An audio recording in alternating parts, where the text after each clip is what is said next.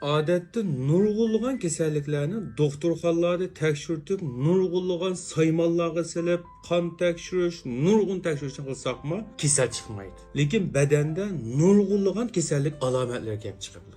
Bu nima ahvol? Navbatda biz bayqagan 200 xildan ortiq kasallik amaliyotda bizning kayfiyatimiz bilan bevosita munosabatli.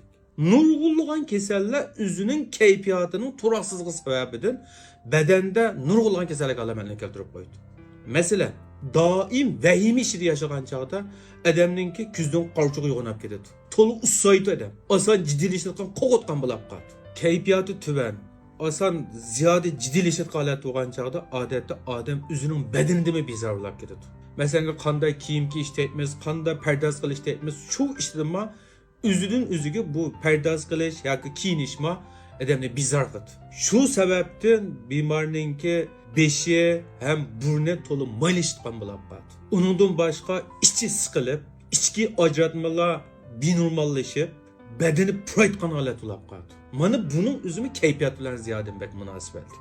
Shunga o'xshash bo'lmagan kayfiyat, o'xshash bo'lmagan kasalliklarni keltirib chiqarib qo'yishi mumkin.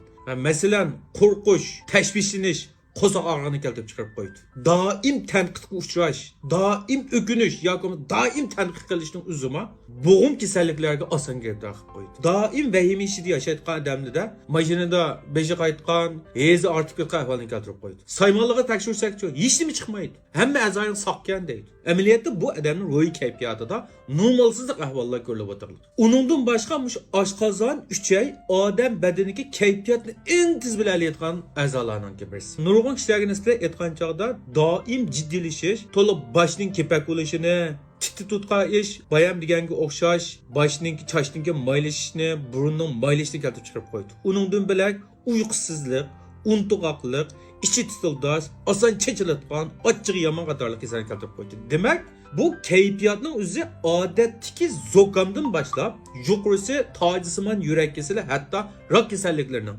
hatto har xil yaltashma kasalliklarining, o'ltamrak qatorli teri kasalliklarininki paydo bo'lishiga bosh sababchi bo'lib qoldi.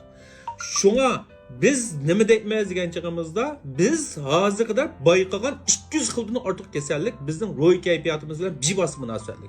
Shu nurg'unlagan do'rni yeb ketdim, nurg'unlagan saymonlarga sap ketdim. Ya saymonlarda kasallik deb chiqmaydi. Yoki bo'lmasa dori yesangiz doringizma yaxshi manfaat qilmasdan sababi shu. Shu nurg'unli kasalliklarni biz odatda ruhiy kayfiyatini tanishlash, o'ziningki psixik sog'lomligini tig'im yuqori ko'tarishga tavsiya qilishimizning sababi shu.